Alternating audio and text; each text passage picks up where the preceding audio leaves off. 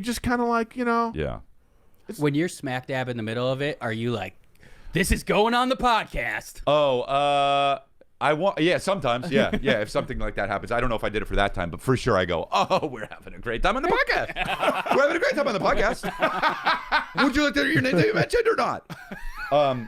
I remember I had a fucking crazy experience. It's on one of my episodes on a St. Louis a hotel in St. Louis, and it was just awful. It was like right after COVID, and I was on the phone in St. Louis saying, like, in one of these things, I don't think I was at swear level yet, but I was like, what's going on? I was like, are you kidding me? I said, you know, I have like a really successful podcast.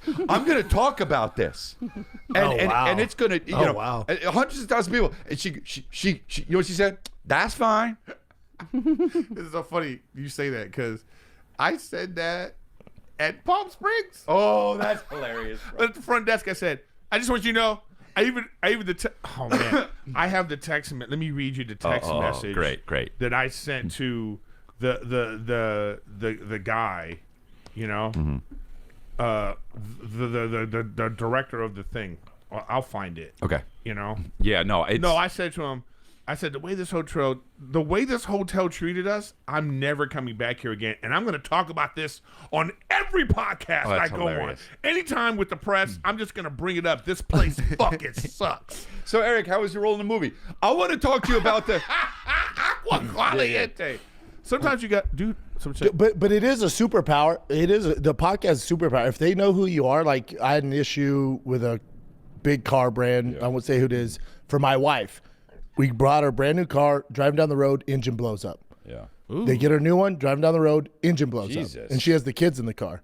Jesus. So I'm like, we gotta fucking figure this out.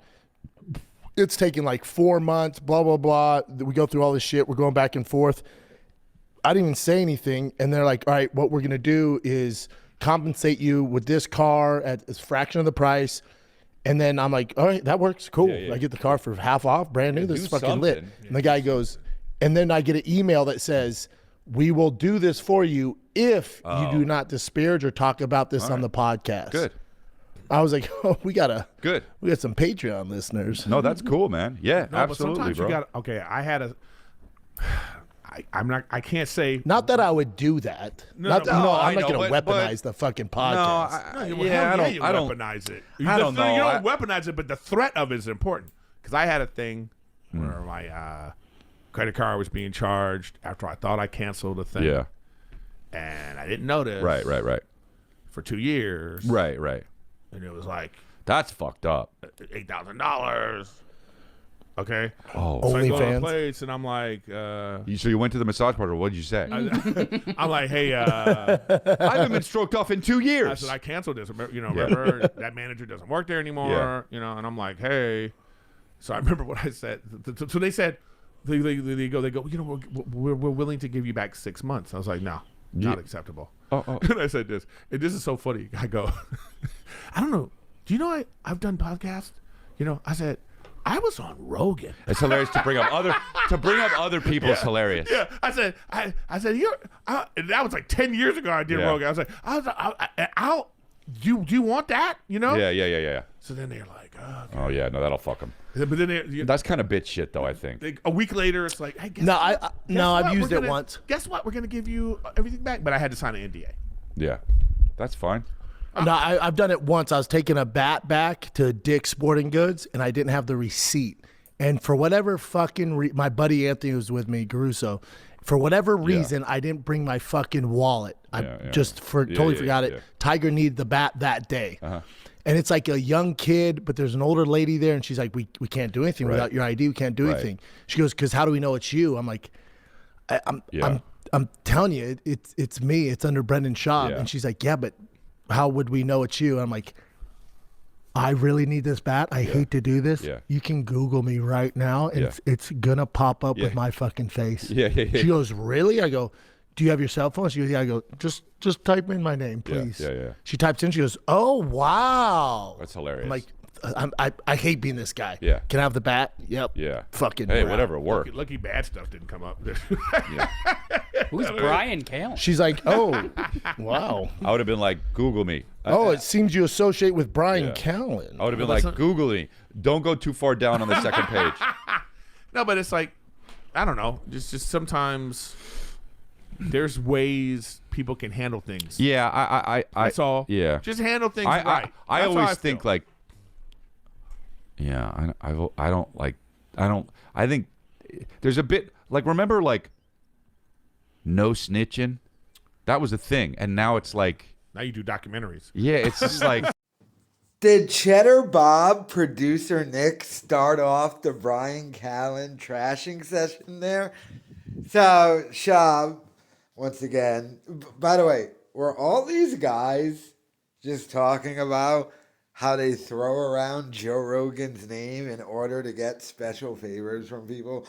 Which we all know is true, but they brought it up in the context of, we have a podcast, nobody cares, so they immediately go to just throwing around Joe Rogan's name. And this is an instance of where they let it slip, something that we already knew, by the way. It's for everything. Like I've always said, it wasn't just Bryan Callen and Brendan Schaub calling and threatening Bobby Lee with Joe Rogan's name. Now, when they call a restaurant and try to make reservations and the restaurant's like, we're all booked up for tonight, they go, do you know who I know? Joe Rogan.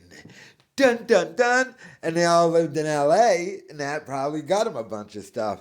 That's why they all moved down to Austin thinking it was still going to get them a bunch of stuff. But, I mean, Callen getting roasted by the likes of these fellows, by the way, Dalia, that like he should shut up.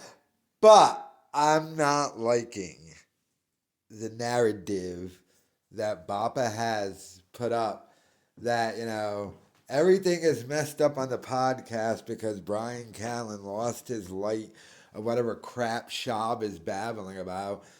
No, your podcast is dying because you destroyed it, Schaub, because you're a clown with all your scams and all your threatening people in lawsuits and all that other bullshit that Schaub brings to the table.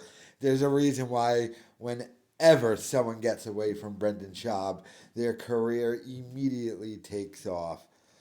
But Bappa will sit there and still be like, oh, Callen needs to get his light back. Is he just doing the show for money?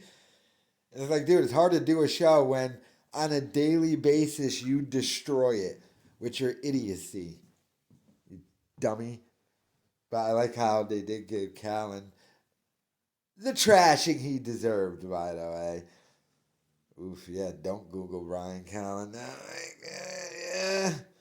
But let me know your thoughts in the comments.